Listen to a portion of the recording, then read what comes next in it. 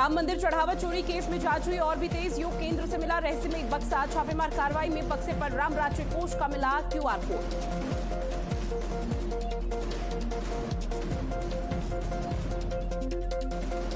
आज से उत्तराखंड मदरसा बोर्ड हुआ खत्म। धामी सरकार ने लिया बड़ा फैसला। नई शिक्षा व्यवस्था हो रही लागू। राज्य बोर्ड का पाठ्यक्रम पढ़ेंगे सभी छात्र। अल्पसंख्यक शिक्षा प्राधिकरण संभालेगा अब जिम्मा। वाराणसी के दाल मंडी में बुलडोजर का एक्शन। आज 5 मस्जिदों पर चला प्रशासन का पीला पंजा। मौके पर भारी पुलिस बल रहा तैनात।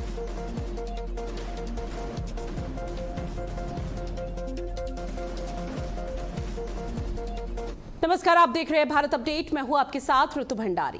राम मंदिर जहां हर ईंट आस्था से जुड़ी हुई है, हर चढ़ावा श्रद्धा का प्रतीक है, अब उसी पवित्र स्थल से जुड़ा कथित चढ़ावा चोरी का मामला अब और ज्यादा गर्मा चुका है। अयोध्या राम मंदिर चढ़ावा चोरी मामले में हर दिन नए और चौंकाने वाले खुलासे हो रहे हैं और अब जो तस्वीरें और बरामदगी सामने आई है, उन्होंने इस पूरे मामले को और ज्यादा गंभीर रूप दे दिया है। दरअसल पुलिस की छापेमार कार्रवाई के दौरान आरोपी अविनाश शुक्ला के कमरे से एक संदूक यानी कि बक्सा बरामद होता है। अब इस पर लाल रंग से लिखा हुआ था राम राज्य कोष, और इतना ही नहीं, उस संदूक पर एक पेटीएम क्यूआर कोड भी लगा हुआ मिला, जिसने जांच एजेंसियों को भी हैरान कर दिया है। सबसे अहम बात तो यह हो जाती है कि आरोपी अविनाश शुक्ला फिलहाल जेल में बंद है, लेकिन जांच एजेंसियां अब उसके पुराने ठिकाने, संपर्क और दस्तावेजों की परतें खोलने में जुटी हुई हैं। हाल ही में पुलिस ने छापेमार कार्रवाई के दौरान मिले दस्तावेजों के आधार पर आगे की कार्रवाई तेज कर दी है। अब इसी बीच योग सेंटर से जुड़े हुए लोगों के बयान भी सामने आए हैं, लेकिन सवाल अब सिर्फ एक व्यक्ति तक सीमित रही है। जांच में यह भी सामने आ रहा है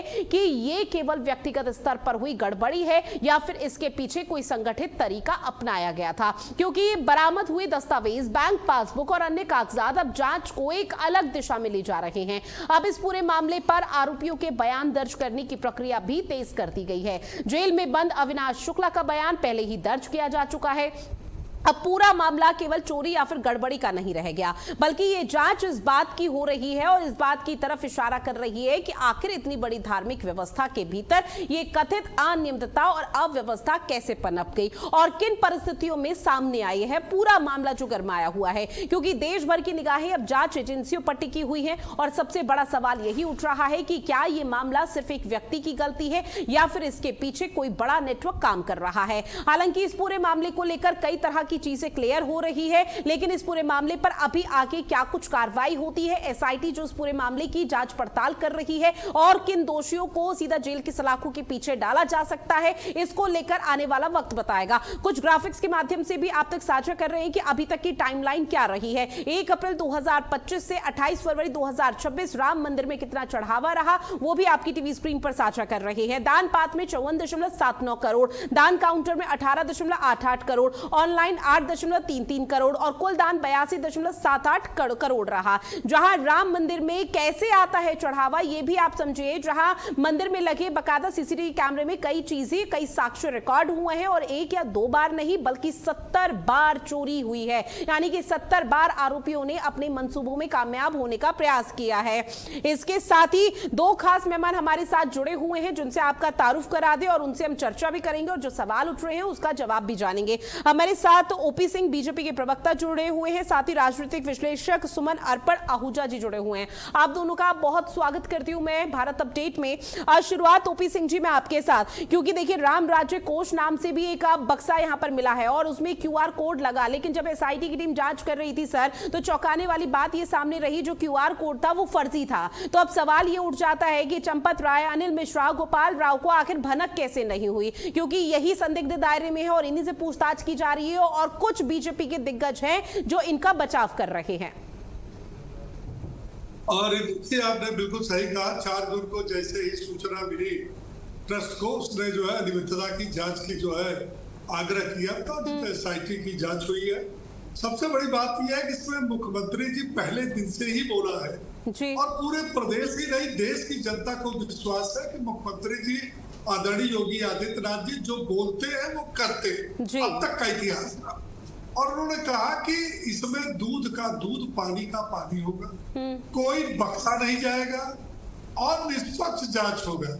एसआईटी जांच कर रही है जी। अब तक उसकी जांच में जो 8 लोगों पर आरोप लगाया गया, आरोप पाया गया, बल्कि लगा नहीं पाया गया, उनके खिलाफ FIR हुई है, उनकी गिरफ्तारी हुई है, SIT आगे की जांच कर रही है। देखिए इस सारी चीजों की जो भी मन में शंकाएं हैं, हमारे मन में हो, आपके मन में हो, किसी के भी मन में हो, वो शंकाओं का निराकरण केवल जांच से ही संभव है और SIT जांच कर रही है। SIT का जो जांच का दायरा है वह 15 जुलाई तक के लिए बढ़ा दिया गया जी।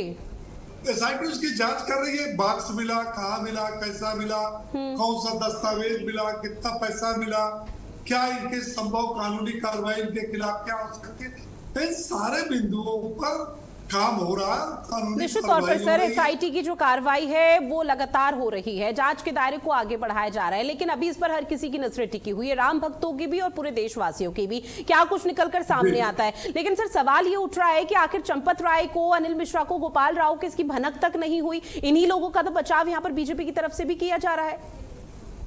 नहीं, भनक नहीं ही नहीं लगी रितु जी। उससे आगे एक और सवाल है, क्यों नहीं इनके विरुद्ध कार्रवाई हो रही। आपकी बात मैं पूरी कर दूं जी। जांच चल रही है हाँ। और आप ये समझ लीजिए कि जांच जब पूरी होगी, अगर ये दोषी है, भनक नहीं लगी, ये बात भी आपकी सही है हाँ। और भनक न लगने के कारण ही इतनी बड़ी घटना घटी। जो लोग उसके जिम्मेदार थे शायद वो अपने कर्तव्यों का पालन सही ढंग से नहीं कर पाए, इसीलिए तो ये गड़बड़ी आगे चलकर, अगर कर्तव्यों का पालन किए होते तो शायद ये गड़बड़ी नहीं होती। तो SIT जांच कर रही है और जो मन में लोगों के विचार है, अगर चंपत राय, अनिल मिश्रा, गोपाल राव दोषी है तो इनके विरुद्ध भी विधिक कार्रवाई निश्चित रूप से होगी। किसी का इसमें बचाव करने का कोई कारण समझ में नहीं आ रहा, क्योंकि ये भगवान राम की मर्यादा पुरुषोत्तम भगवान राम की आस्था से जुड़ा हुआ मामला है, धर्म से जुड़ा मामला है, करोड़ों करोड़ों हिंदुओं की भावनाओं से जुड़ा हुआ मामला है और भारतीय जनता पार्टी की सरकार उन भावनाओं के साथ कभी खिलवाड़ नहीं कर सकती। बिल्कुल। और देखिए 500 साल का संघर्ष रहा जब ये राम मंदिर बन गया और भव्य तरीके से, दिव्य तरीके से जब यहाँ पर पूरी तरह से मंदिर बनकर तैयार हो चुका था, प्रभु श्री राम को वहां पर विराजमान किया गया था, उसके बाद पूरे देश भर में खुशी की लहर थी। लेकिन जब 500 साल का ये लंबा संघर्ष रहा और जब यहाँ पर राम मंदिर को लेकर कवायद चल रही थी और वो संघर्ष चल रहा था, न जाने कितने लोगों ने यहाँ पर अपनी जान यहाँ पर गंवानी पड़ी, जिसके बाद आज उनकी आत्मा भी सवाल पूछ रही है कि आखिर इतनी बड़ी चोरी और ये महापाप राम मंदिर में हो कैसे गया। हमारे साथ समाजवादी पार्टी के प्रवक्ता जितेंद्र सिंह मल्ली जी भी जुड़े हुए हैं। सर बहुत स्वागत आपका भारत अपडेट में।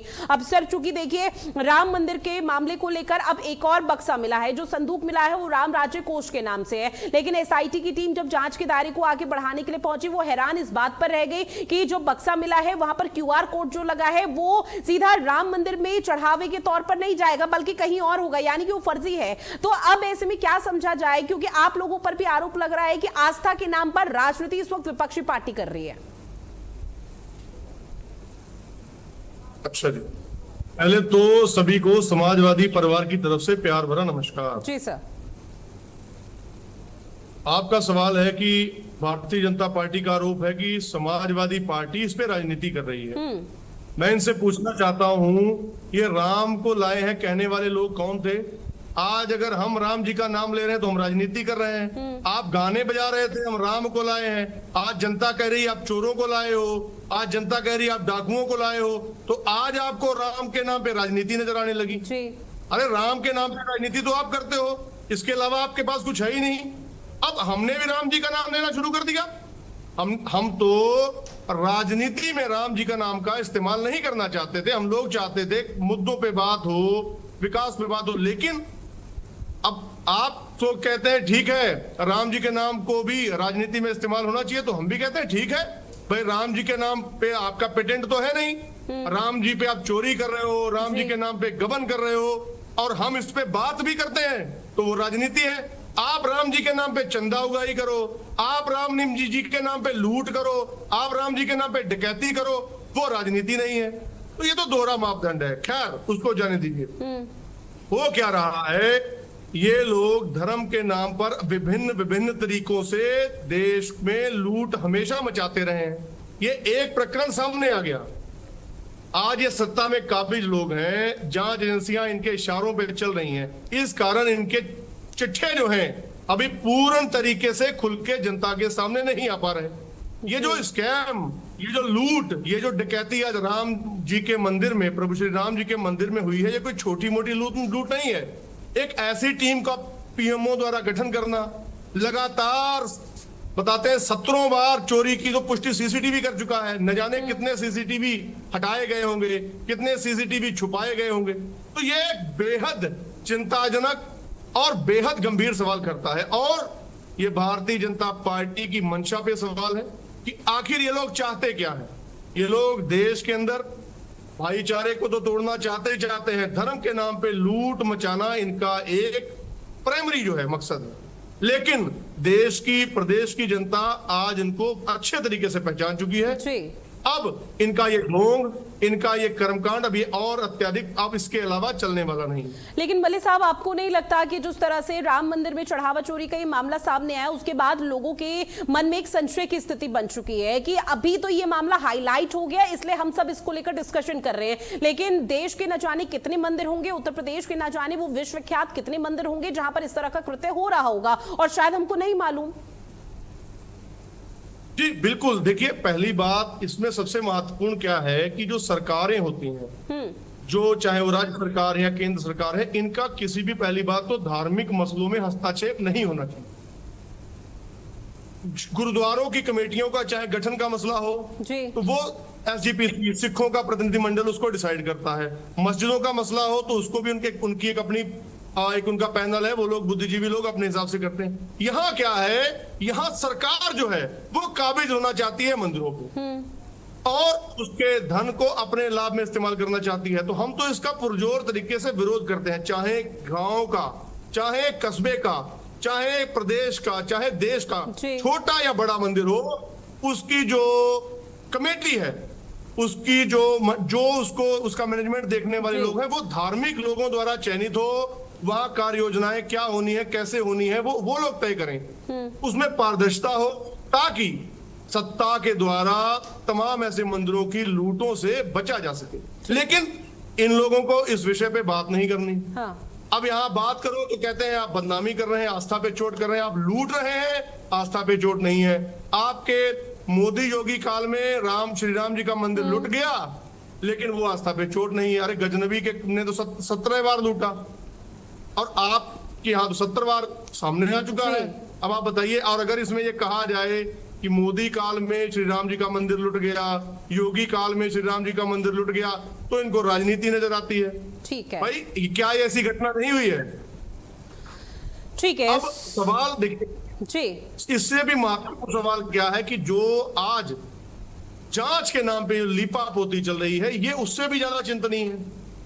पहले लेकिन लीपापोती कैसे की जा रही है? आप लोग एसआईटी की जांच प्रक्रिया में यहाँ पर सवाल उठा रहे हैं कि वो निष्पक्ष तरीके से नहीं है, और कैसी कार्रवाई चाहिए? 8 आरोपी जेल की सलाखों के पीछे हैं, चंपत राय से पूछताछ की जा रही है जो कि संदिग्ध दायरे में है, क्लीन चिट एसआईटी की तरफ से नहीं दी गई, गोपाल राव और अनिल मिश्रा को नोटिस भेज दिया गया, अब उनसे भी जांच की जाएगी, सवाल पूछे जाएंगे। अगर यहाँ पर और संदिग्ध पाई जाती है चीजें तो निश्चित तौर पर कार्रवाई होगी। तो यहाँ पर कहाँ निष्पक्ष तरीके से नहीं हो पा रही कार्रवाई, मल्ली साहब? देखिए, सबसे बड़ी बात अब आपको बताते हैं कि जब ये प्रकरण सामने आया तो पहले पूर्ण तरीके से ये जोर लगाया गया कि ये बात दब जाए। हाँ। कोई भी प्रारंभिक तौर पे एफआईआर दर्ज नहीं हुई।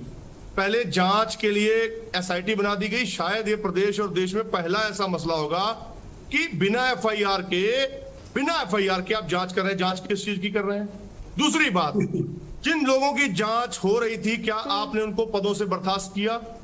क्या आपने उनको कह देते कि भाई जब तक जांच चल रही है आप निर्दोष साबित हो गए तो आपको दोबारा बैठा देंगे अपनी चोर मंडली को? लेकिन आपने ऐसा नहीं किया। ठीक है। आप जैसे तमाम कहीं किसी पे जांच, अगर किसी पे जांच की बात आ जाती है तो आप मुख्यमंत्री, मंत्रियों से इस्तीफा तक मांग लेते हो, लेकिन यहां पे आपने ऐसा नहीं किया।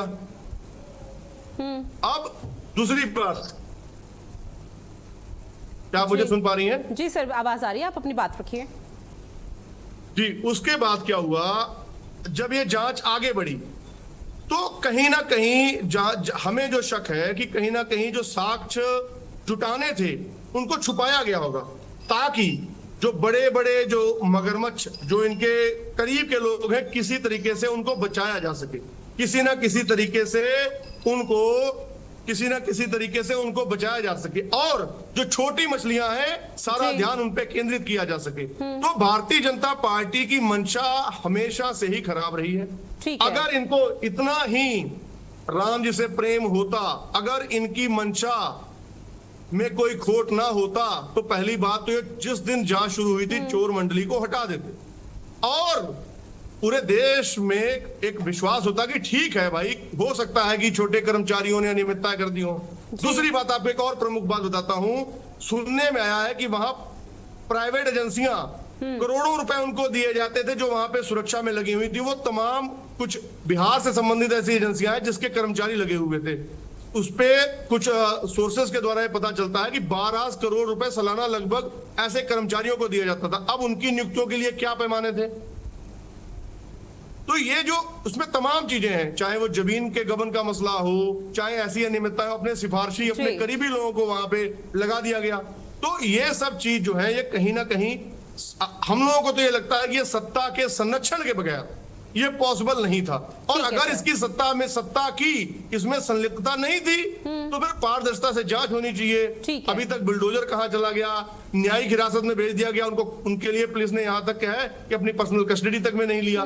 तो ये तमाम जो सवाल है ये इशारा करते हैं कि कहीं ना कहीं कुछ तो ऐसा गड़बड़ है। ठीक है, कहीं ना कहीं वो ऐसी चूक हो कुछ रही घटना है, तो वो है जिससे बचा लापरवाही जा हो रहा रही है जिसके तहत ये निष्पक्ष तरीके से और पारदर्शी तरीके से कार्रवाई का सिलसिला आगे नहीं बढ़ रहा है। सुमन जी, मैं आपके पास आऊंगी। मैम, 2022 का आज मैं चुनाव का जिक्र करूं तो उस दौरान राम मंदिर का मुद्दा बहुत ज्यादा हाईलाइट हुआ। 2024 के लोकसभा चुनाव में भी कहीं ना कहीं राम मंदिर का अमूमन तौर पर जिक्र हुआ। अलग अलग राज्य में विधानसभा चुनाव भी हुए 2024 के लोकसभा चुनाव के बाद, और बंगाल का भी मैं जिक्र करूं तो राम मंदिर का निरंतर जिक्र होता है। ये राम मंदिर का मुद्दा ऐसा रहा जो हमेशा से हाईलाइट हुआ, जिसपे खूब जोरों के साथ सियासत हुई, वोट बैंक को मजबूत करने का प्रयास हर राजनीतिक पार्टी की तरफ से किया गया। लेकिन अब मैम 2027 पर नजरें टिकी हुई हैं, लेकिन इस तरह से राम मंदिर को लेकर डिस्कशन होगा वो शायद कभी किसी राम भक्त ने तो नहीं सोचा था।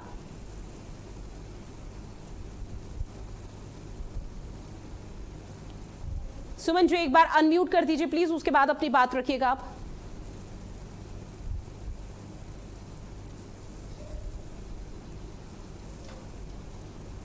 मैम, आपकी आवाज मुझ तक नहीं पहुंच पा रही है।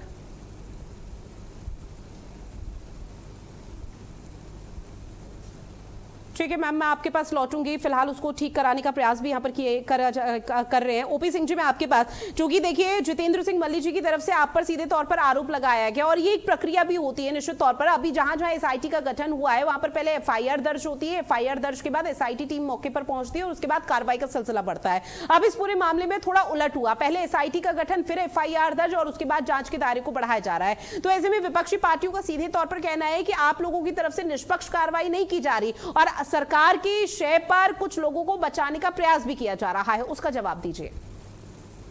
हाँ रितु जी, मेरा आपसे रिक्वेस्ट है कि जितना आपने आरोप लगाने के लिए समय समाजवादी पार्टी को दिया, नहीं सर, आप अपनी बात रखिए, आपको भी पूरा समय दिया जा रहा है, आप अपनी बात रखिए। हाँ, पहली बात यह है कि समाजवादी पार्टी तो कभी राम के साथ खड़ी नहीं।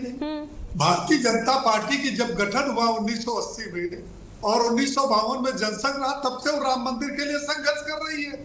ये तो बाबरी मस्जिद के लिए संघर्ष कर रहे थे। हाँ। बाबरी मस्जिद निर्माण समिति में इनके नेता आजम खां उसके सदस्य हैं बाबरी मस्जिद कमेटी के, और जिलानी जो इनके पार्टी के नेता जिलानी है वो इसके सदस्य। तो ये तो शुरू से रहे। मेरी बात कहने का तात्पर्य तो जी कि समाजवादी पार्टी का जो आरोप है वो देश के प्रदेश का नागरिक का हो सकता है, लेकिन वो झूठ का पुलंदा। और ये कहना कि हम राम के साथ रहे, बाबरी मस्जिद के साथ कभी नहीं रहे, और ये भारतीय जनता पार्टी लूट रही कि छोड़ रही है, चंदा लूट रही। मैं पूछना चाहता हूँ कि समाजवादी पार्टी के पुरखों ने कई रुपया चंदा दिया है? राम मंदिर निर्माण में करोड़ों लोगों ने दिया है। समाजवादी पार्टी का एक नेता बता दे कि हमने राम मंदिर के लिए 1 रुपया चंदा दिया। नंबर 1। नंबर 2, ठीक, हमारा तो विदित है कि हम राम मंदिर बनवाए, भव्य बनवाए, ऐसा बनवाए कि दुनिया ने देखा कि राम मंदिर कैसा बनवाए। इनकी सरकार जब थी तो रितु जी आपको याद होगा कि 300 करोड़ रुपया प्रत्येक वर्ष ये अपने बजट का किस पर खर्च करते थे? कब्रिस्तान की दीवार बनवाने के लिए, ताकि भाईजान की कब्रिस्तान सुरक्षित रहे। मंदिर भले टूट जाए लेकिन भाईजान के कब्रिस्तान सुरक्षित रहा। टीले वाली मस्जिद, अटाला वाली मस्जिद, कौन से उसको पैसा दिया? भगवान तो टेंट में थे, पंखा भी नहीं था, तो आपने तो कुछ किया नहीं किया। भारतीय जनता पार्टी ने संकल्प लिया। आप तो कहते थे कि राम काल्पनिक पात्र है, राम सीता भाई बहन है। सुप्रीम कोर्ट में कपिल सिब्बल जैसे जो इनके सांसद हैं, फौज खड़ा कर दिया विरोध करने के लिए कि राम मंदिर न बन पाओ। आज राम मंदिर की बात करते हैं, राम भक्तों पर आपने गोली चलाई और मुलायम सिंह ने कहा क्या है, ए मुस्लिम भाइयों, अगर आपकी खुशी के लिए 16 नहीं 60 और 600 मारना होता तो मारते। तीसरी बात, अगर तुमको राम मंदिर कहने का, राम के प्रति आस्था का कोई हक ही नहीं है, क्यों नहीं है? इस देश का करोड़ों 17 करोड़ लोग प्रत्येक वर्ष जाते हैं राम मंदिर में दर्शन करने। ऋतु जी, देश आजाद हुआ, कांग्रेस पार्टी बता दे, समाजवादी पार्टी बता दे, बसपा बता दे, बामदल बता दे, कोई पार्टी विरोधी बता दे कि इनके पुरखे जब से इनकी पार्टी की स्थापना हुई आज तक 2026 तक कोई राम मंदिर गया हो? ठीक है। अखिलेश अयोध्या जाते हैं, क्यों नहीं राम मंदिर जाते? इसलिए कि तुष्टीकरण की राजनीति करते मुसलमान भाई नाराज हो जाएंगे। आप इसलिए नहीं जाते हो कि हम मुस्लिम तुष्टीकरण की राजनीति करते हैं, आपको हिंदुओं से नहीं लेना। सवाल उठाना वाजिब है। दूसरी बात, सवाल व्यक्ति की नीयत और नीयत पर ही लगाई जाती है, और इस प्रदेश की और देश की जनता पर आदरणीय योगी आदित्यनाथ पर विश्वास है। और देखिए, देश और प्रदेश का सौभाग्य है, हाँ। देश की आजादी के बाद से उत्तर प्रदेश में जितना ईमानदार और कर्मठ मुख्यमंत्री मिला है, और केंद्र में जितना ईमानदार और कर्मठ प्रधानमंत्री मिला है, तब ऐसे जनता ने तीसरी बार उनको नहीं प्रधानमंत्री बना दिया। ठीक है। अगर मोदी जी को, और 2 बार से लगातार योगी जी को नहीं बना रहे। इनके जो है पश्चाताप और प्रलाप करने से नमाजवादी पार्टी के प्रवक्ता के कहने से होगा कि नहीं होगा। आप तो बाबरी मस्जिद के पक्ष में थे, आज भी आप बाबरी मस्जिद के पक्ष में हो। दूसरी बात यह है, इस सवाल आप वही उठाइए, अनर्गल प्रयास न करिए। आपने भी कहा कि नहीं पहले FIR कर देते। कैसे FIR कर देते? कोई किसी के ऊपर आरोप लगाता है तो उसकी जांच होती है कि पहले FIR हो जाती है। आप कह दीजिए कि ओम प्रकाश सिंह ने मेरी हत्या कर दी, FIR दर्ज हो जाएगी कि पुलिस पहले मेरे दरवाजे आएगी, मेरी जांच करेगी क्या हमने आपके ऊपर हमला किया है कि नहीं किया। तो वो SIT जांच कर रही है, आप उसकी ईमानदारी पर, आप तो सुप्रीम कोर्ट को मानते नहीं, संविधान को मानते नहीं। आज उनका अखिलेश यादव जी का जन्मदिन है, आपने एक साथ फोटो नहीं देखा हो। विष्णु के अवतार में है 4 हाथे, 2 में संविधान की किताबें इनके हाथ में, और लिखा है 2027 के सत्ताधीश। इनको जनता से नहीं लेना देना, हम अगर किए हैं तो 2027 में भुगतेंगे। तुमने जो 4 बार सरकारों में किया है वो तुम 2017 और 2022 में भुगत रहे हो। जनता ने तुमको करारा जवाब दिया है, और 27 में भी दूध का दूध पानी का पानी हो। आप इस तरह से आरोप लगा, जैसे लगता है कि भारतीय जनता पार्टी ने नहीं, इनके मुलायम सिंह यादव और राहुल गांधी के परिवार ने जो है के प्रयास से ये राम मंदिर बना है। आज राम मंदिर की भव्यता और ये घटना घटी है, पूरे देश और प्रदेश की जनता को ये अच्छी तरह से मालूम है कि जहां मोदी जी और योगी जी हैं वहां ईमानदारी होगी। ये क्या करते थे, इनकी पार्टी में एक तो थे स्वामी प्रसाद मौर्य, जब उन्होंने रामचरित मानस की प्रतियां फाड़ दी, जला दी, तो उनको राष्ट्रीय महासचिव बना दिया। कहा आपने इतना बढ़िया काम किया है कि मैं आपको अब प्रदेश से राष्ट्र में ले चलता हूँ। राष्ट्रीय महासचिव बना करके उनको पुरस्कृत किए। तो ये बात करेंगे कब रहे राम के साथ, कब खड़े हुए। मैं तो कहता हूँ कि पश्चाताप करना है, कल अखिलेश यादव चले जा राम मंदिर, हाँ। चले जा राम मंदिर। ठीक है सर, आपने चूंकि देखिए सभी जो भी आरोप आप लोगों पर समाजवादी पार्टी या जितेंद्र सिंह मल्ली जी साहब की तरफ से लगाए गए थे, उनके जवाब आपकी तरफ से दिए गए। लेकिन एक मेरा छोटा सा कंसर्न है, उसके बाद मैं सुमन जी के पास जाऊंगी, वो एक बार फिर से हमारे साथ जुड़ चुकी हैं। ओपी सिंह जी, प्रभु श्री राम आपके आराध्य, हमारे आराध्य और जितेंद्र सिंह मल्ली जी के भी आराध्य हो सकते हैं, इसमें कोई दो राहें नहीं। क्योंकि अगर एक नकार रहा है तो पूरी पार्टी को उसी धड़े में यहाँ पर तोल देना शायद वो सही नहीं। आपने कहा प्रभु श्री राम के साथ समाजवादी समाजवादी पार्टी कभी नहीं खड़ी रही, लेकिन आप लोग तो सर खड़े रहे थे ना। आप समाजवादी पार्टी ने कभी चंदा नहीं दिया, चढ़ावा नहीं दिया, लेकिन आप लोगों ने तो दान दिया ना। लेकिन आज क्या हो रहा है? आज हम उसी मसले पर चर्चा कर रहे हैं जहां पर सबसे ज्यादा बीजेपी का फोकस था, वो प्रभु श्री राम था। हम सबकी आस्था, हम सबकी यहां पर तमाम चीजों का जिक्र किया गया था। लेकिन आज क्या हो रहा है? आज हम ऐसे मसले पर चर्चा कर रहे हैं जिसकी कभी भी कल्पना भगवान श्री राम के भक्तों ने कभी नहीं की थी। आप लोगों ने दान दिया, आप लोगों ने चढ़ावा दिया, लेकिन आज रिजल्ट क्या है मुझको ये बताइए। नहीं, दान दिया तो मंदिर बना, और जो घटना घटी, लेकिन चोरी भी तो हुआ ना, घटना भी तो घटित हुई ना सर। और सरकार आप लोगों की है, सत्ता में शासन आप लोगों का है, तो आप लोगों की जवाबदेही हो जाती है। आप ये कहकर पल्ला नहीं झाड़ सकते कि समाजवादी पार्टी ने ये किया, समाजवादी पार्टी ने वो नहीं किया, सपा ने अपने शासन में क्या किया। अभी आप समाजवादी पार्टी के कार्यकाल का जिक्र कर रहे हैं सर, इतना भी नहीं होता। अगर आप लोगों की जवाबदेही है, सीधे तौर पर कहिए कि कार्रवाई होगी और बख्शा किसी को नहीं जाएगा। अरे भाई ऋतु जी, जरा सुनने करिए, सवाल पूछ लीजिए, उसके बाद सुना। हमने कब पल्ला झाड़ा? कहाँ झाड़ा? हम तो पल्ला कभी नहीं झाड़े। हमने कब कहा कि चोरी नहीं हुई? हमने कब कहा कि सब निर्दोष है? हमने कब कहा कि 80 लाख रुपया बरामद नहीं हुआ? हमने कब कहा कि इनकी आय से अधिक संपत्ति में इनके सारे प्रॉपर्टी जो है सीज की जा रही है, सारी जो है संबद्ध की जा रही है, नीलाम हो रही है? मैंने कब नहीं? मैंने ये कहा कि अगर चोरी हुई, अगर नहीं चोरी हुई है तो इनके खिलाफ सख्त से सख्त कार्रवाई होगी।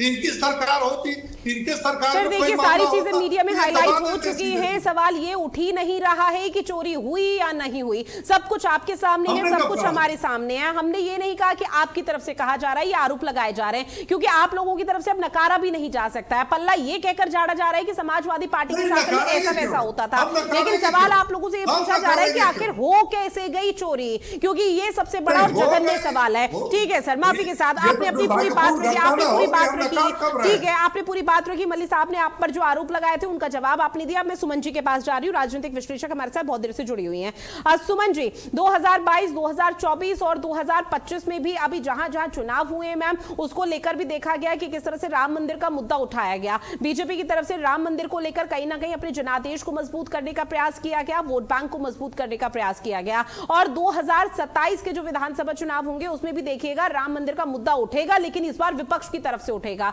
और सवाल आपसे ये कि मैम, कभी भी प्रभु श्री राम के किसी भी भक्त ने उम्मीद नहीं की थी, कल्पना कभी नहीं की थी कि इस तरह से मसले पर हम चर्चा करेंगे, चढ़ावा चोरी को लेकर।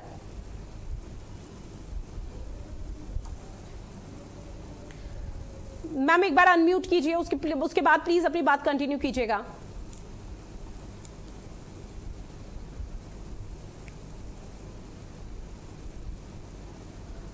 सुमन जी, आवाज पहुंच रही है मैम? मैम आपका ऑडियो मुझ तक नहीं पहुंच पा रहा है, क्योंकि आपकी बात जाननी और परसेप्शन जानना भी बहुत ज्यादा जरूरी हो सकता है। लेकिन उससे पहले मैं सीधा मल्ली साहब का जिक्र करती हूँ। मल्ली साहब जी, अपनी बात रखिए आप।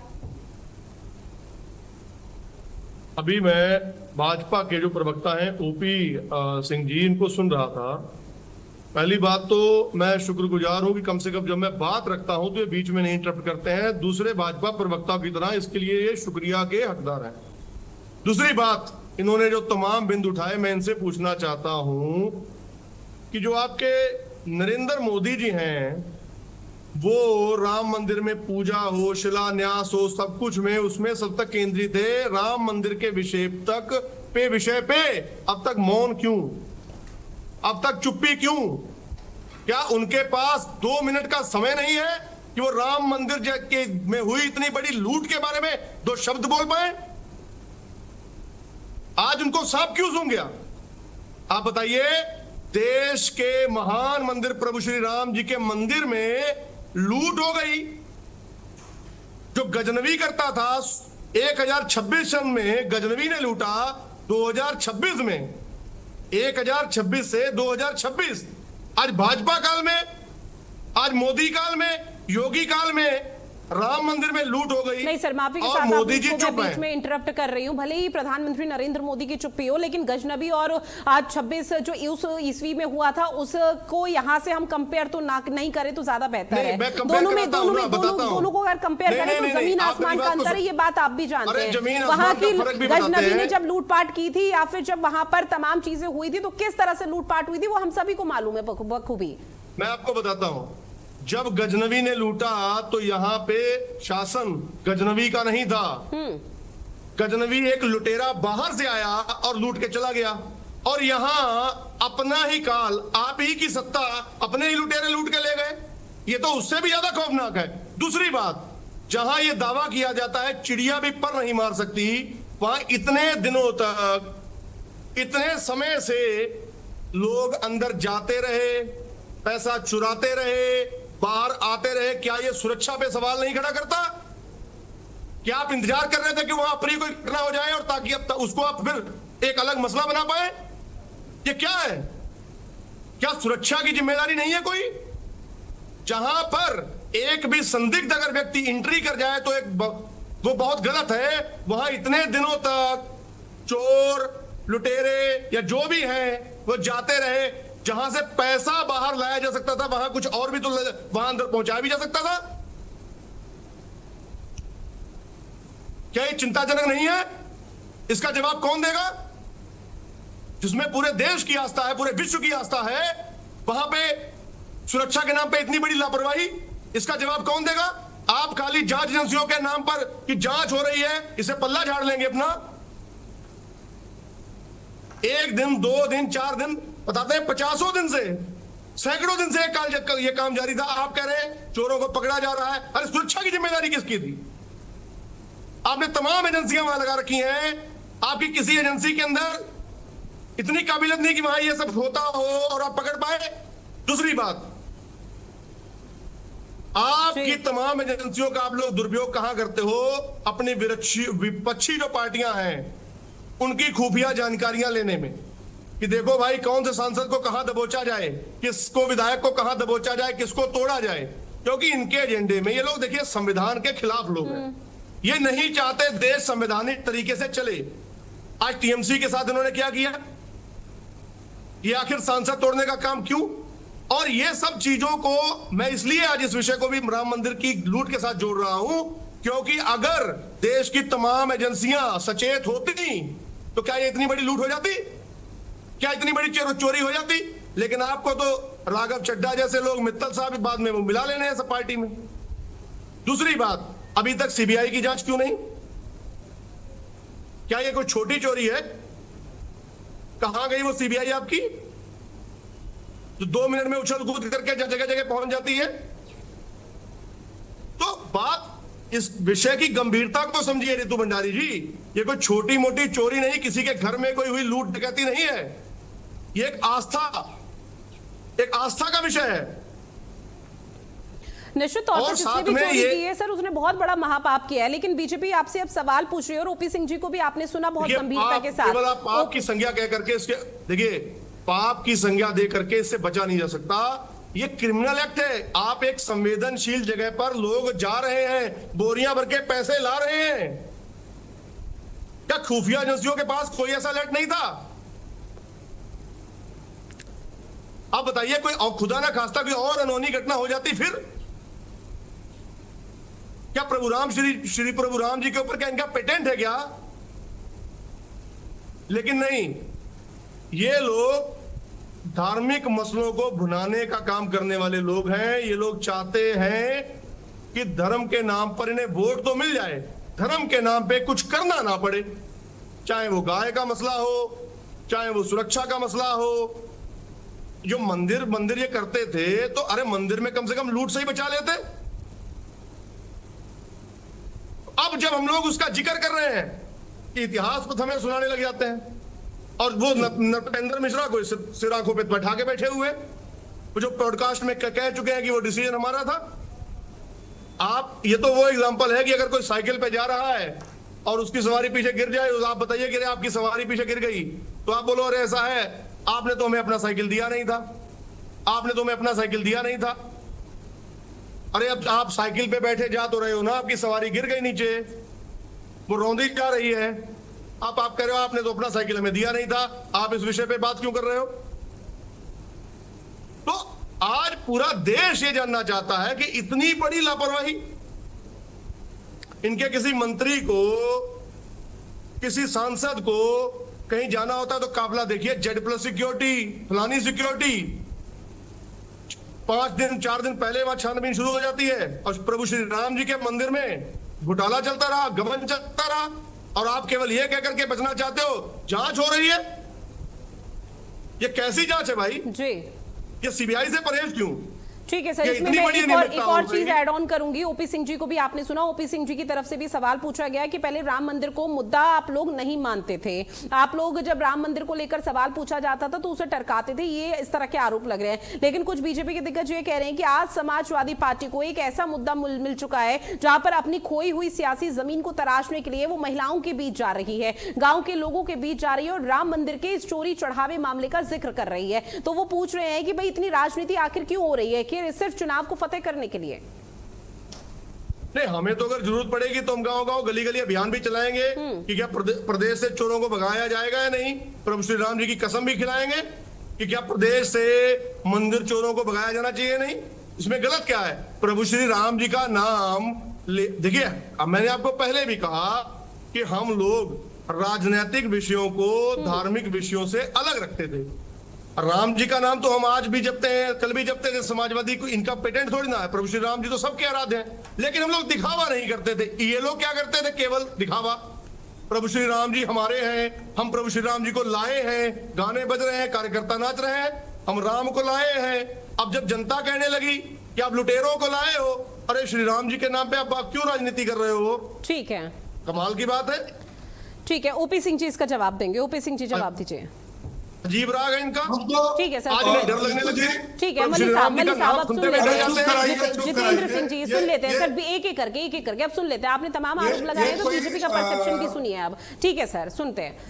जितेंद्र जी, ये कोई चुनावी मंच नहीं है जिसमें आप भाषण दीजिए राम मंदिर के तर्क की बात। अच्छा, आपने हमको बड़ा सुझाव दिया राम मंदिर के मामले में कि अगर ऐसा होता तो ऐसा ना होता, ऐसा होता तो ऐसा। मैं आपसे पूछना चाहता हूँ, शायद आप तब पैदा नहीं रहे होंगे या बच्चे रहे होंगे, जब राम भक्तों पर गोली चलाई गई थी तो मुलायम सिंह को शायद ये सुझाव देने वाला कोई नहीं था कि भैया ये सनातनी है, ये राम के भक्त है, इन पर आंसू गैस के गोले छोड़ करके भी काम किया जा सकता है, इन पर लाठी चार्ज करके भी नहीं, उनकी बात कंप्लीट हो जाए उसके बाद जितेंद्र जी बात कंप्लीट होने दीजिए। 20 मिनट आपने तो तारीफ किया कि हमारे बीच में कोई नहीं। अब ना बोलो, जो मैं बोल रहा हूं उसको सुनो। तो जो सुझाव हमको दे रहे हैं, तो मुलायम सिंह यादव को भाई जितेंद्र भाई सुझाव देते कि जो राम भक्तों पर आप लाठी चार्ज करके आंसू गैस के गोले छोड़ करके भी काम चलाया जा सकता था। आपने निशंस राम भक्तों पर गोली चला करके सरजू के पानी को लाल कर दिया, आपने लाशें बिछा दी, हजारों लोगों को आपने घायल कर दिया, लाखों लोगों को आपने जेल में बंद कर दिया। ये काम भी तो कोई दूसरे मुल्क से तो आए नहीं थे। अच्छा, दूसरी बात आप कर रहे हैं कि अब हमको एक मुद्दा मिल गया, हमारे पास कोई मुद्दा नहीं था, 17 मुद्दा नहीं था। अरे यार, अमली नीचे करो, फिर बाद में ऊपर कर लेना मेरे भाई। अरे नीचे कर लो सर। आप जब आप जनता के बीच में जाएंगे, एक सेकंड, हाँ। जनता के बीच में जाएंगे तो आपके पास तब तक कोई मुद्दा तो था नहीं। अब मिल गया मुद्दा। क्या मिल गया? राम मंदिर में चोरी। कौन मुद्दा उठाएगा? अखिलेश यादव। पूछेंगे कभी राम मंदिर गए हो? राम मंदिर का दरवाजा किधर है? पूरब है कि पश्चिम है, उत्तर है कि दक्षिण? तो क्या जवाब दोगे? नहीं, मेरे पुरखे नहीं गए, हमने शपथ खाई है मैंने। अच्छा, वही राम मंदिर के मुद्दा उठाने वाले हो जो राम भक्तों पर गोली चलाए थे? हाँ साहब, हम वही सफाई है। अच्छा, वही सफाई हो जो स्वामी प्रसाद मौर्य से जो है रामचरितमानस फड़वाया था, जलवाया था और देवी देवताओं को गाली दी। हाँ, जिनको हमने राष्ट्रीय महासचिव बना दिया। अच्छा, आप वही राम भक्तों के पक्ष में आए हो जिन्होंने कहा था कि ये राम काल्पनिक पात्र है, सुप्रीम कोर्ट में अड़ंगा आया। अच्छा, आप उसी राम भक्तों के बीच में जाओगे जिसमें कहोगे कि हम राम मंदिर के लिए तो नहीं, लेकिन वो जो बाबरी मस्जिद है उसमें मेरे आजम खां जैसे नंबर 2 नेता, सीएम के बाद वाले नेता उस समिति के सदस्य हैं। जिलानी जैसे वरिष्ठ नेता उसके सदस्य थे। किस लिए सदस्य थे? कि राम मंदिर न बने, बाबरी मस्जिद बने। तो आप अपने कलंक को, अपने पाप को, ये मुद्दा मिल जाने से, और इसमें जब दूध का दूध पानी का पानी आगे हो जाएगा ना, तो जो ये आरोप आप लगा रहे हो, ये आपकी बोलती बंद हो जाएगी, ये आपकी बोलती रहेगी नहीं। दूसरी बात, आपने मुझको इसमें जोड़ते जोड़ते आपने गजनी को ला दिया। बाबर कौन था? क्यों पैरवी करते हो? तैमूर कौन था? औरंगजेब कौन था? क्यों उसकी पैरवी करते हो? तुम्हारे नेता क्यों बोलते हैं? तुम्हारे सांसद और विधायक क्यों उनको कहते हैं? नहीं कहना चाहिए ना। वो मुगल आक्रांता, वो हमको लूटा, हमारे मंदिरों को तोड़ा, हमारी बहन बेटियों की इज्जत की, और उसमें तो आपकी कौम भी बर्बाद हुई। उन मुगलों से आपकी कौम भी बर्बाद हुई है, ये आप भूल गए। आप उनकी कार्य गजनवी से आप मोदी को जोड़ रहे हो, जो बहुत अच्छा लिंक जोड़ रहे हो, गजनवी और मोदी। मतलब क्या बोल रहे हो सरदार? आप प्रवक्ता, ये मैं मानता हूँ कि समाजवादी पार्टी अमर्यादित पार्टी है, लेकिन आप देखने में तो अच्छा लग रहे हो यार। आप अपने फैक्ट रखिए, सुनो मेरी बात सुनो, मेरी बात सुनो, मेरी बात सुनो, अरे मेरी बात सुन लो यार, अरे मैं आपकी बात सुन रहा हूँ, लेकिन मर्यादा के साथ, ठीक है ना? मैंने क्या कहा कि मर्यादा के साथ? नहीं, आप हमें ये बताने वाले नहीं, कोई नहीं है कि जो है हम अमर्यादित हैं या क्या हैं। आप अपनी बात रखिए और मेरा जवाब, उसके बाद मैंने तो कहा ना, तो जवाब सुनिए। सुनिए मैं भी ऐसा जितेंद्र जी, मैंने क्या कहा कि अमर्यादित पार्टी के मर्यादित प्रवक्ता, आप बहुत अच्छे प्रवक्ता। अब कहीं को आप नाराज हो रहे हो यार। अच्छा दूसरी बात, नाराज नहीं, आप अपनी बात को गंभीरता से रखिए। जब आपका भाषण कंप्लीट हो जाए तो बता दीजिएगा। दूसरी बात जितेंद्र भाई, आपने बीच में सब कई चीजों को लाया। आपने कहा पार्टियों को तोड़ रहे, कहां संकट है? उत्तर प्रदेश में हमको संख्या बल का संकट है, केंद्र में संख्या बल का संकट है। देखो, आप लिख लो एक कागज पर, जितने भी परिवारवादी वंशवादी पार्टियां हैं जितेंद्र भाई, और जितने तुष्टीकरण की राजनीति करने वाले हैं, ये खंड खंड हो चुकी हैं।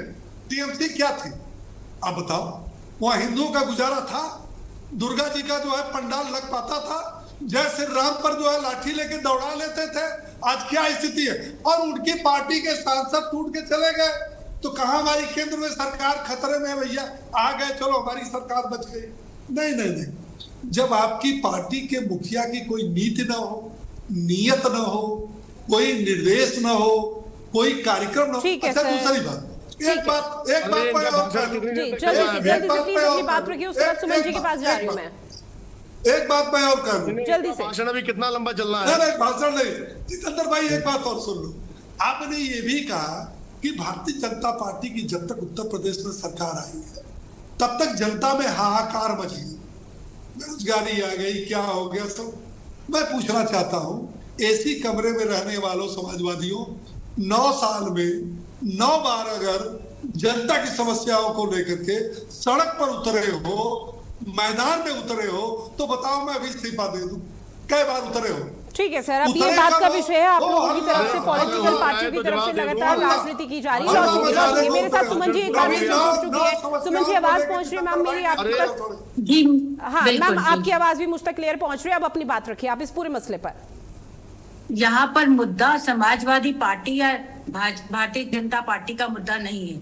यहाँ मुद्दा देश की आस्था का है। यहाँ मुद्दा देश के 145 करोड़ लोगों के विश्वास का है। और यहाँ जो बात अभी 80 लाख रुपए की पकड़ने की आई है या उसकी गबन की बात आई है, ये तो एक छोटा सा अमाउंट बताया गया है। आप देखिए ऋतु जी, जिस वक्त इस देश में राम मंदिर के बनने का समय आया था, तो इस घर के एक एक व्यक्ति, इस देश के हर व्यक्ति ने अपने सामर्थ्य के हिसाब से चंदा दिया था। उस चंदे को अगर आज इस देश का एक व्यक्ति भी एक एक रुपया भी इकट्ठा करेगा ना, तो 145 करोड़ रुपया एक पल में इकट्ठा हो जाएगा। तो आप सोचिए कितना बड़ा अमाउंट भारत के रामलला के मंदिर के लिए बनाया गया था। और इसमें जिसमें 50 लोगों की टीम का संगठन हुआ, जिस टीम ने ये कि मंदिर का आने वाला चंदा और वो जो मंदिर के जो जेवर, भगवान के ऊपर जो जेवर चढ़ाए जाते हैं, करोड़ों रुपए के जेवर, वो इतना बड़ा घोटाला है। ये कोई छोटा विषय नहीं है। और यहाँ किसी पार्टी के ऊपर दोषारोपण नहीं हो रहा कि जिस तरह से अभी मल्ली साहब बोल रहे थे कि जब से योगी सरकार आई है तब से इस देश का उत्तर प्रदेश का बेड़ा गर्क हो गया।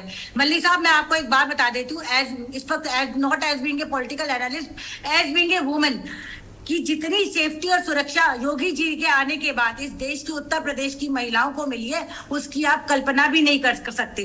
ब्यूरोक्रेसी की आप रिपोर्ट को उठाकर देख लीजिएगा कि सुरक्षा की जो परिसीमाएं हैं, कि भारतीय महिलाएं, उत्तर प्रदेश की जो महिलाएं हैं, वो किस तरह से पहले रहती थी, किस तरह से उनकी FIR नहीं होती थी, और आज किस तरह से उत्तर प्रदेश में सुरक्षा और वो हो रही है। लेकिन यहाँ जो मुद्दा है वो राजनीति का मुद्दा नहीं है। यहाँ मुद्दा है कि इस देश के अंदर, रामलला के अंदर के मंदिर के अंदर इतना बड़ा घोटाला कैसे हुआ। आपको याद होगा रितु जी, जब इसमें जमीन आवंटन की बात हुई थी तब भी इस पर एक विषय उठा था कि 2 करोड़ की जमीन 14 करोड़ में कैसे बिकी। तो सबसे बड़ी बात यह है कि इसमें जो दोषी पाए जा रहे हैं, जो चंपत लाल जी है, गोपाल राय, अमित मिश्रा है, गोपाल राय जी है, इन सबको संज्ञान में लिया गया है। एसआईटी की टीम बैठी हुई है और योगी जी का बुलडोजर, अगर ये दोषी पाए गए तो इन लोगों पर भी योगी जी का बुलडोजर अवश्य चलेगा ही चलेगा। तो ऐसा नहीं है कि योगी जी इस देश के मुख्यमंत्री हैं तो वो इस घोटाले में साथ है। देखिए, जो ऊपर से लेकर नीचे तक के लोग होते हैं, जिस तरह से अभी आपने बोला अविनाश मिश्रा, या जिस तरह से बारकोड वो मिला हमें, हम लोगों को जो बारकोड मिला, ये छोटी छोटी जो जिस तरह से चूहे होते हैं, चूहे किसी भी बिल में घुसकर छेद कर देते हैं, इसी तरह से बहुत सारे लोग ऐसे हैं जो घर के भेदी होते हैं, जो घर के अंदर रह के घर की दीवारों को खोखला कर देते हैं। सिर्फ 5 उंगलियां बराबर नहीं होती। एक चोर के होने से सारा देश या सारी की सारी पार्टी दोषी नहीं हो जाती। यहाँ बात पार्टी की तो हो ही नहीं रही, बात लोगों के विश्वास की हो रही है, बात लोगों की आस्था की हो रही है। रामलला के ऊपर राजनीतिकरण नहीं होना चाहिए। हम वो कबीर के राम को भी पूछते हैं, हम उस दशरथ के राम को भी पूछते हैं, हम उस घट के अंदर जो बैठा हुआ हमारा राम लला है, हम उसको भी पूछते हैं, हम उस गांधी के राम को भी पूछते हैं। राम हर व्यक्ति की आस्था का प्रतीक है, हर व्यक्ति के राम को देखने का नजरिया अलग है। और राम मंदिर में जो चोरी हो रही है, उस चोरी के ऊपर जो एसआईटी की कमेटी बैठी है, उस पर गठन होगा। एफआईआर हो चुकी है, जांच अपनी जो भी एसआईटी की जांच होगी उसके हिसाब से दोषियों को सजा सुनाई दी जाएगी और उसी के हिसाब से उनका सस्पेंशन भी दिया जाएगा, चाहे वो दोषी कोई भी हो। देखिए, मैं मानती हूँ कि इसमें बहुत बड़े बड़े लोगों का नाम शामिल है, जिस तरह से, क्योंकि आरएसएस के संगठन के लोग हैं, चंपत राय जी, गोपाल राय जी, ये सभी लोग इसमें हैं और अलग अलग चीजें आ रही है। और 2027 का जो चुनाव है, 2027 के चुनाव को भी हम अनदेखा नहीं कर सकते, क्योंकि पिछले कई सालों से भारत की राजनीति में भारतीय जनता पार्टी ने अपना एक बहुत गहरा योगदान दिया है। जो और विपक्षी दल है वो भारतीय जनता पार्टी की साख को गिराने की पूरी कोशिश करेंगे, लेकिन इसमें हम सबको मिलकर, इसमें हर व्यक्ति को मिलकर इस देश के लिए, इस रामलला की जो दोषी है, की कोशिश करूंगी। क्योंकि देखिए, विपक्षी पार्टी एसआईटी की जो जांच प्रक्रिया चल रही है उस पर सवाल उठा रहा है और उनका सीधे तौर पर कहना है कि एसआईटी की जो टीम है वो निष्पक्ष तरीके से कार्रवाई नहीं कर रही, जबकि सत्ता पक्ष इसके उलट कह रहा है। और इसमें एक चीज और यहाँ पर उठ रही है, मैं चाहूंगी उसको भी पूरी तरह से क्लैरिफाई आप कीजिएगा कि आपका ओपिनियन इस पूरे मामले पर क्या कहता है। क्योंकि कई मामले ऐसे होते हैं, एफआईआर दर्ज होती है, उसके बाद गठन होता है टीम का, लेकिन यहाँ पर थोड़ा उलट हुआ है। एफआईआर बाद में दर्ज हुई, पहले टीम का गठन हो गया। तो महज इसी वजह से कहा जा रहा है कि सही तरीके से कार्रवाई नहीं हो रही, कुछ लोगों को बचाने का प्रयास सत्ता पक्ष कर रहा है। देखिए, विपक्षी के पास आरोप और प्रत्यारोप करने का अधिकार है जी, ठीक है।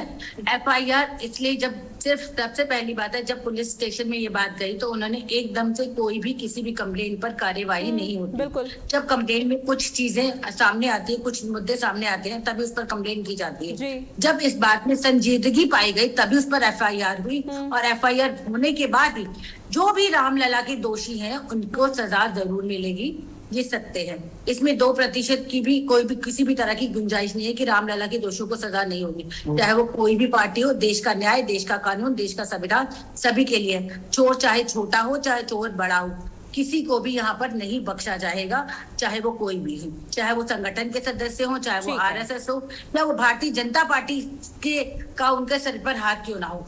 भारत का संविधान, भारत का कानून सभी के लिए। और एक बात और मल्लिक जी ने बोला कि इस देश में जो ट्रस्ट होती है, जिस तरह से गुरुद्वारे की जो ट्रस्ट होती है, उनमें जो चंदा आता है वो गुरुद्वारे के लोग इस्तेमाल करते हैं। बिल्कुल सही कहा आपने, मस्जिद के लोग मस्जिद के चंदे को इस्तेमाल करते हैं, लेकिन एक भारत में भारत के मंदिरों का जो चंदा ऐसा है जो पूरे भारत के देश के लोगों के फायदे के लिए इस्तेमाल होता है, जो भारत के देश के विकास के लिए उपयोग होता है। वो जो चंदा है वो केवल सिर्फ अयोध्या में इस्तेमाल नहीं होता, वो जो इस देश का भी मंदिर है, जो स्टेट का भी मंदिर है, भारत के मंदिरों में जितना भी आपको मालूम होगा, सबसे ज्यादा चंदा भारत के मंदिरों से पाया जाता है। भारत के उत्तर भारत में या दक्षिण भारत में इतने बड़े बड़े हमारे मंदिर हैं जहाँ पे एक एक दिन में करोड़ों रुपए का चंदा आता है। तो वो सारा का सारा चंदा भारत सरकार की कोष में जाता है, जिससे इस देश का विकास और प्रगति होती है। केवल सिर्फ मस्जिदों में और गुरुद्वारों में जो ट्रस्ट बनती है वही अपने मंदिरों का विकास, अपने लंगर और इन सब चीजों पर इस्तेमाल करती है, जबकि इस देश का कानून, भारत का कानून सभी के लिए समान होना चाहिए। मैं चैनल के माध्यम से ये बात कहना चाहूंगी कि कानून अगर सभी के लिए समान है तो मंदिरों का चंदा जिस तरह से देश के लिए इस्तेमाल होता है, तो उसी तरह मस्जिद का चंदा भी देश के लिए समान होना चाहिए। क्यों अल्पसंख्यक कानून जो बना उसमें ये नियम लागू किया गया कि मस्जिदों का चंदा सिर्फ मस्जिद में ही इस्तेमाल होगा। नियम तो सभी के लिए बराबर है। ठीक तो है। सभी देश के मंदिर मस्जिद के जो भी गुरुद्वारों के जो चंदे हैं, तो उसका एक ही तरह से इस्तेमाल होना चाहिए। क्यों सबके लिए नियम अलग अलग हैं?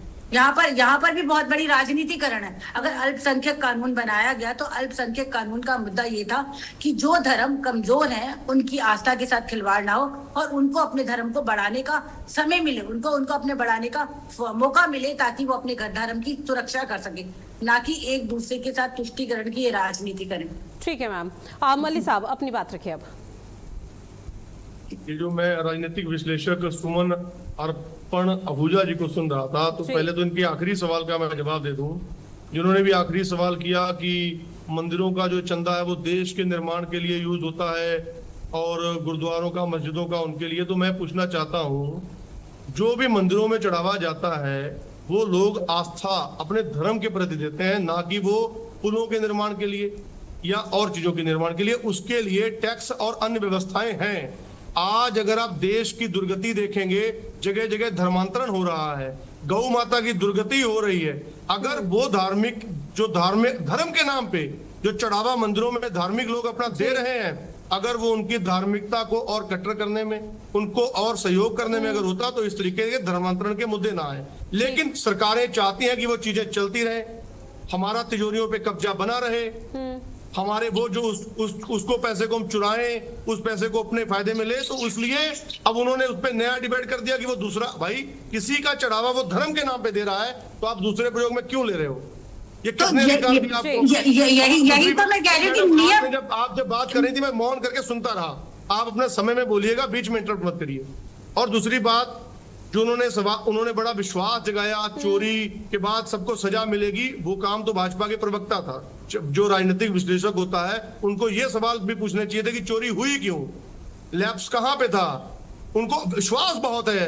असल में दो तरीके के लोग इस देश में हैं, एक होते हैं जो राम जी के भक्त हैं, और कुछ आजकल मोदी योगी भक्त पैदा हो गए हैं। अब क्यों कौन किस कैटेगरी में है मैं उसके बारे में नहीं बोलूंगा। हो क्या रहा है, श्री राम जी के मंदिर में लूट हो रही है, आस्था श्री राम जी के प्रति होनी चाहिए कि लूट कैसे हुई, प्रारंभिक सवाल। ठीक है। अब उसमें वो छोटे छोटे चूहे हैं, वो दिख गया कि वो छोटे छोटे चूहे हैं, वो आईना है, छोटे छोटे चूहे हैं। जो बड़ी बड़ी बिल्लियां हैं उनके वो नहीं दिखी, वो जो बड़ी बड़ी बिल्लियों ने चूहों को लाया है वो नहीं दिखे। लेकिन नहीं, वो ठीक है, सत्ता से सवाल करने के लिए बहुत कुछ चाहिए होता है, उसके लिए हिम्मत और तमाम चीजें होती हैं। और जो जिनको सत्ता से लाभ लेना हो वो कभी भी सत्ता से सवाल नहीं कर पाते। जब मुगल काल था तो बहुत से लोग उनकी भी चाटुकारिता करते रहे, जब अंग्रेजों का काल था तो बहुत लोग उनके कामों को भी जस्टिफाई करते रहे। तौर पर अब इस पूरे मामले पर किस तरह से खुलासा होगा, कैसे कार्रवाई आगे बढ़ेगी, उस पर पूरे देश भर की नजरें टिकी हुई है। बहरहाल समय की कमी, आप सभी मेहमान हमारे साथ जुड़े, इस महत्वपूर्ण विषय पर चर्चा की है, उसके लिए आप सभी का बहुत शुक्रिया। और खास पेशकश में इतना ही। देश और दुनिया की बड़ी खबरों के लिए आप बने रहिएगा भारत अपडेट के साथ। नमस्कार।